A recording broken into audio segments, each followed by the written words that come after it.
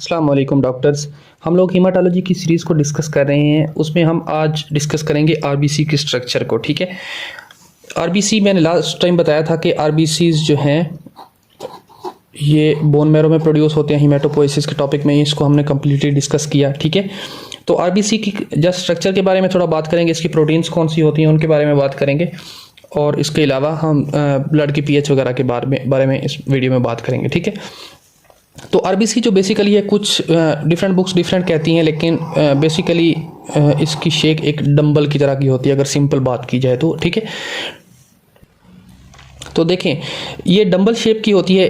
एक इसके ऊपर मेन के जो नॉर्मल एक सेल होता है, इसके ऊपर एक एक्स्ट्रा मेम्ब्रेन होती है। ठीक है,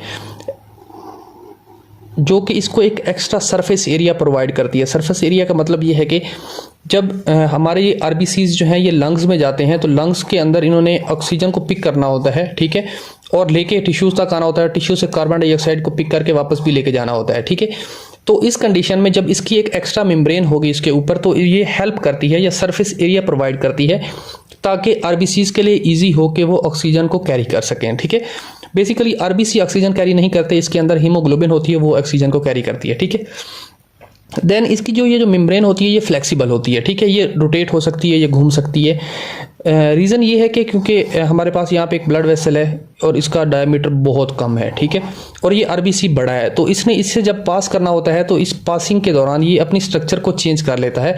सम टाइम ये अपनी स्ट्रक्चर को इस तरह रोटेट कर लेता है और इजीली इससे पास हो सकता है। ठीक है, इसकी इस फ्लेक्सिबिलिटी की रीज़न क्या है, इसके अंदर इसकी सेल मेम्ब्रेन की बात कर रहा हूँ। ठीक है, सेल मेम्ब्रेन के अंदर 3 प्रोटीन्स होती हैं, जिनको एक को बोलते हैं स्पेक्ट्रिन,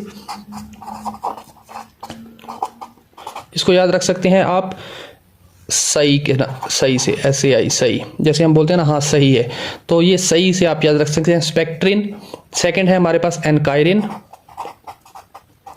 और थर्ड है हमारे पास इंटीग्रिन। ठीक है, तो हमारे पास स्पेक्ट्रिन्स होती हैं, इनकायरिन्स होती हैं और इंटीग्रिन्स, ये 3 टाइप की प्रोटीन्स होती हैं जो कि इसकी सेल मेम्ब्रेन के अंदर प्रेजेंट होती हैं, जो इसको फ्लेक्सिबल करती हैं ताकि ये आरबीसी की जो है वो किसी भी छोटी डायमीटर वाली ब्लड वेसल के अंदर से इजीली पास हो सके। ठीक है, इसका जो नॉर्मली यहाँ से लेकर यहाँ तक ये एक जो इसकी लेंथ होती है ये होती है 7 to 8 माइक्रोमीटर।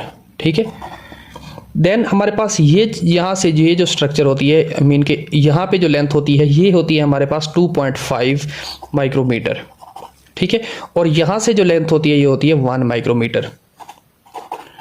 ठीक है, होप सो कि ये चीज़ें आपको याद रहेंगी, क्योंकि कुछ ऐसी हमारे पास ब्लड वेसल होती हैं जिनका फॉर एग्जांपल डायमीटर 5 mm है।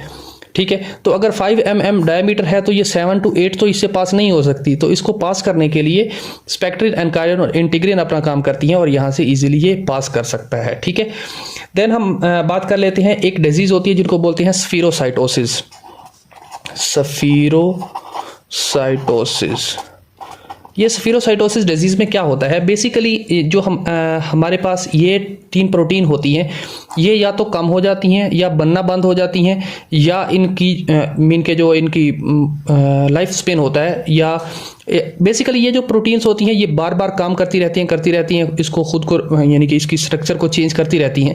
एक ऐसा टाइम आता है जब ये अपना काम फंक्शन छोड़ देती हैं और ये आरबीसी फर्दर जो है ये अपनी स्ट्रक्चर को चेंज नहीं कर सकता। उसके बाद क्या होता है कि जो हमारे पास सबसे कम डायमीटर वाली ब्लड वेसल होती हैं वो होती हैं स्प्लीन के अंदर। तो जब ये प्रोटीन स्पेक्ट्रिन, एनकायरिन और इंटीग्रिन्स जो हैं ये अपना काम छोड़ देती हैं और ये जो आरबीसी है ये प्रॉपरली मूव नहीं कर सकता, अपनी सेल मेम्ब्रेन को चेंज नहीं कर सकता, तो हमारे पास स्प्लीन की जो ब्लड वेसल होती हैं वो इसको पकड़ लेती हैं थ्रू द मैक्रोफेजेस। ठीक है, जिसमें मैंने बताया था कि डेंड्राइटिक सेल्स होते हैं स्प्लीन के अंदर, सॉरी डेंड्राइटिक मैक्रोफेजेस होते हैं जो कि इसको पकड़ लेते हैं और डिस्ट्रॉय कर देते हैं। ठीक है, देन मैं बताऊंगा फर्दर जब एनीमियाज को डिस्कस करेंगे कि इसको डिस्ट्रॉय करने के बाद इसको जो बाय प्रोडक्ट होते हैं वो कहाँ जाते हैं। ठीक है, तो हमारे पास जो स्फीरोसाइटोसिस डिजीज़ होती है इसमें क्या होता है, इसमें ये होता है कि ये जो तीनों प्रोटीन है ये अपना काम छोड़ देती हैं या ये अपना काम करना बंद कर देती हैं। हाँ, एक चीज़ मैं यहाँ पे और मेंशन कर दूं कि ये 120 डेज़ के बाद ये जो तीनों प्रोटीन हैं ये वैसे ही ख़त्म हो जाती हैं। उसके इसलिए बोलते हैं कि आरबीसी का जो लाइफ स्पैन है वो 120 डेज़ है। आफ्टर 120 डेज़ ये डिस्ट्रॉय हो जाता है। रीज़न ये मैंने बता दी क्यों हो जाता है, ठीक है, क्योंकि ये प्रोटीन्स काम करना छोड़ देती हैं। स्फीरोसाइटोसिस में इन प्रोटीन्स की कमी हो जाती है या ये बनती नहीं है, ठीक है। तो इस कंडीशन में क्या होता है कि आरबीसी बहुत ज़्यादा टूटना स्टार्ट हो जाते हैं या आरबीसी की डिस्ट्रक्शन स्टार्ट हो जाती है इनटू द स्प्लीन, ठीक है। तो इससे क्या होगा, इससे हमारी जो एनीमियास होंगे वो स्टार्ट हो जाएंगे। ये एक बेसिक काज हो सकती है एनीमिया की। जो आयरन लेवल है वो ब्लड के अंदर इंक्रीज कर देगा। क्यों इंक्रीज कर देगा वो मैं बताता हूँ अभी थोड़ा ठहर के, ठीक है। देन स्फीरोसाइटोसिस में आरबीसी की डिस्ट्रक्शन स्टार्ट होगी। तो इसका सिंपली एक जो ट्रीटमेंट है वो ये होता है कि हम जो है स्प्लीन को उसको रिमूव कर देंगे, ठीक है, स्प्लीनेक्टोमी कर देंगे, रिमूवल ऑफ स्प्लीन, ठीक है। तो यहाँ पे क्वेश्चन उठता है कि अगर स्प्लीन ही रिमूव कर देंगे तो नेक्स्ट आरबीसी कैसे टूटेंगे, क्योंकि इस कंडीशन में तो हम पहले तो आरबीसी जाकर स्प्लीन में टूट रहे थे, लेकिन अभी स्प्लीन कैसे टूटेंगे, सॉरी आरबीसी कैसे टूटेंगे या खत्म कैसे होंगे आफ्टर 120 डेज। तो उसका आंसर ये है कि हमारे पास 2 टाइप की हीमोलाइसिस होती है। एक होती है इंट्रावास्कुलर और दूसरी होती है एक्स्ट्रावास्कुलर। मीन के एक्स्ट्रावास्कुलर जो होता है वो स्प्लीन के अंदर हो सकता है, और जो इंट्रावास्कुलर होती है वो वेसल के अंदर ही आरबीसी की डिस्ट्रक्शन हो जाती है, ठीक है। ये इसको हम कंप्लीटली 1 to all जितने भी पॉइंट हैं इसके अंदर वो सारे के सारे डिस्कस करेंगे। लेकिन मैं जो चीज़ मैसेज करना चाह रहा हूँ वह है स्फीरोसाइटोसिस में स्प्लीनेक्टोमी करके हम आरबीसी की डिस्ट्रक्शन को रोक सकते हैं या हीमोलाइसिस को रोक सकते हैं, ठीक है। तो ये है हमारे पास एक सिंपल सा कंसेप्ट अबाउट आरबीसीज, ठीक है। तो आरबीसी के अंदर जो है आरबीसी के अंदर माइटोकॉन्ड्रिया नहीं होता, ठीक है। सॉरी, माइटोकॉन्ड्रिया मेरे जहन में नहीं आ रहा था वर्ड। अच्छा, माइटोकॉन्ड्रिया का फंक्शन क्या होता है। माइटोकॉन्ड्रिया जो है वो एनर्जी प्रोवाइड करता है किसी भी सेल को एटीपी की फॉर्म में।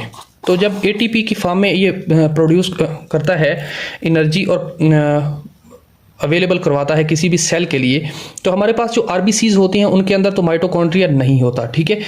अगर किसी को नहीं पता था कि माइटोकॉन्ड्रिया होता है या नहीं होता, तो आंसर ये है कि माइटोकॉन्ड्रिया नहीं होता। अगर माइटोकॉन्ड्रिया नहीं होता तो ये एनर्जी कहाँ से लेते हैं। इनके लिए 2 मैकेनिज्म है। First one is the glycolysis. 90% of energy जो है वो आरबीसी ग्लाइकोलाइसिस के थ्रू लेता है, ठीक है, ग्लूकोज को तोड़ के। देन हमारे पास जो है इसके अलावा एक शंट होता है जिसको बोलते हैं हम HMP शंट। इसमें क्या होता है, इसको बोलते हैं हेक्सो मोनोफॉस्फेट शंट, ठीक है। इसके 10% जो रिमेनिंग एनर्जी होती है वो लेता है। इसका पूरा एक फिनोमिना है, उसको फिलहाल हम डिस्कस करेंगे तो लेक्चर बहुत ज़्यादा लॉन्ग हो जाएगा, ठीक है।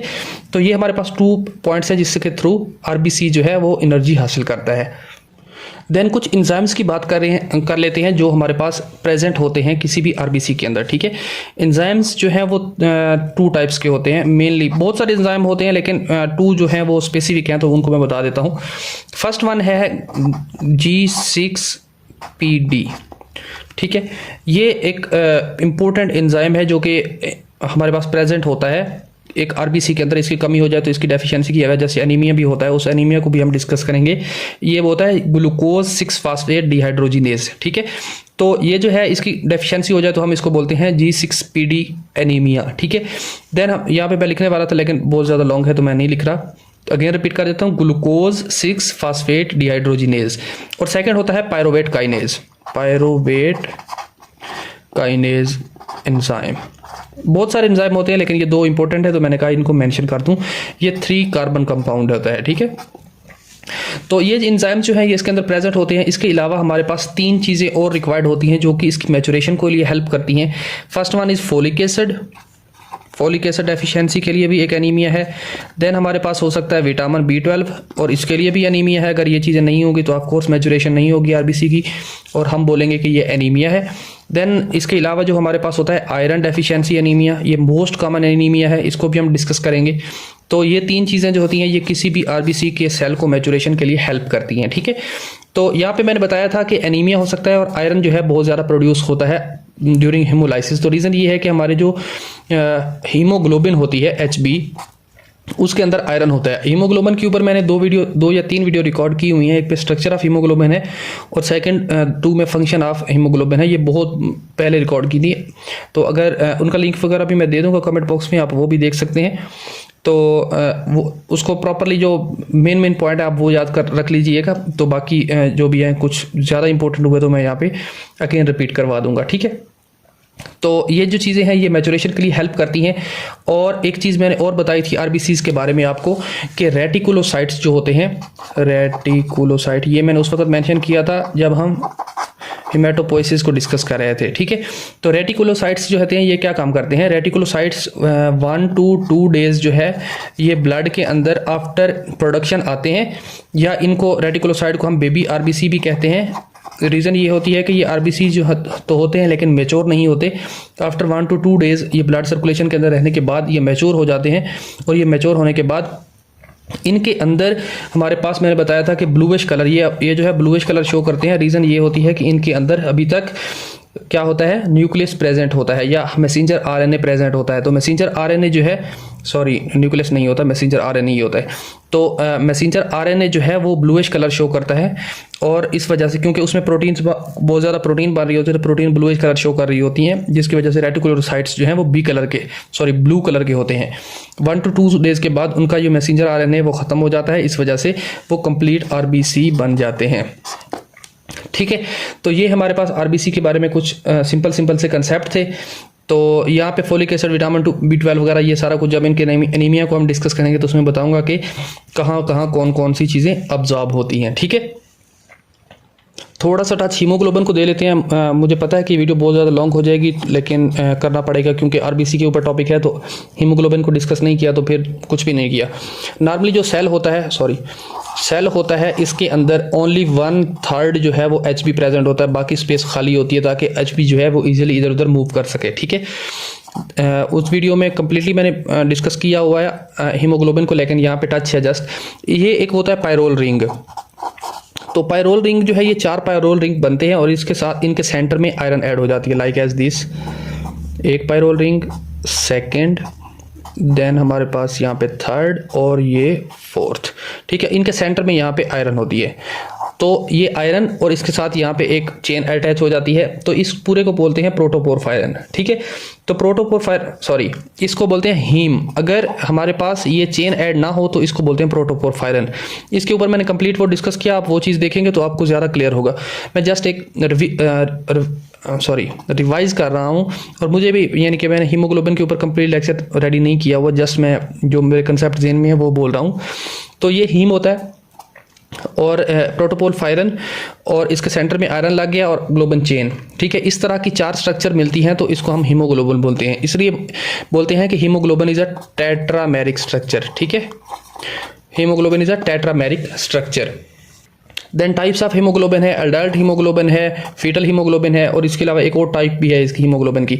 देन WHO क्लासिफिकेशन के मुताबिक हमारे पास जो मेल है, मेल में हमारे पास जो हीमोग्लोबिन होता है एक अडल्ट में वो है 11.5 to 13.5 ग्राम पर डेसीलीटर, ठीक है। और इसके अलावा जो है हमारे पास फीमेल होती है, फीमेल के अंदर जो इसकी क्वांटिटी है या हम कह सकते हैं वैल्यूज़ हैं वो हैं 13 to 15.5 ग्राम पर DL, ठीक है। तो ये हमारे पास नॉर्मल वैल्यूज़ हैं जो कि हीमोग्लोबिन की किसी भी पर्सन में प्रेजेंट होती हैं एक अडल्ट में, ठीक है। तो आज का लेक्चर बहुत ज़्यादा लॉन्ग हो गया, मैं जस्ट क्विक रिकैप करूंगा इसको। इसमें हमने आरबीसी का साइज पढ़ा, कितनी लेंथ होती है वो पढ़ी, स्पेक्ट्रिन के बारे में पढ़ा, इसके अलावा ग्लाइकोलाइज वो एनर्जी कहाँ से हासिल करता है, एंजाइम्स के बारे में डिस्कस किया हमने, रेटिकुलोसाइट्स के बारे में बोला, और हीमोग्लोबिन के बारे में थोड़ा सा टच दिया, ठीक है। तो ये हमारे पास कंप्लीट हो गया। आरबीसी मेन चीज़ें यही हैं, एग्जामिनर यही चीज़ें पूछता है। इसके अलावा अगर कोई भी चीज़ हो तो आई डोंट थिंक सो कि मैंने कोई भी चीज़ मिस की है। अगर मिस की है, अगर आपके जहन में कोई है क्वेश्चन है, कोई चीज़ क्लियर नहीं हुई तो आप कमेंट बॉक्स में पुट कर दें, मैं एज सुन एज पॉसिबल आपको इंशाल्लाह आंसर करने की ट्राई करूँगा, ठीक है। नेक्स्ट वीडियो में हम MCV क्या होता है, MCH, MCHC, ESR, हीमोक्रेट, ये चीज़ें क्या होती हैं इनके बारे में डिस्कस करेंगे। फिलहाल के लिए इतना ही। थैंक यू डॉक्टर्स, अल्लाह हाफिज़।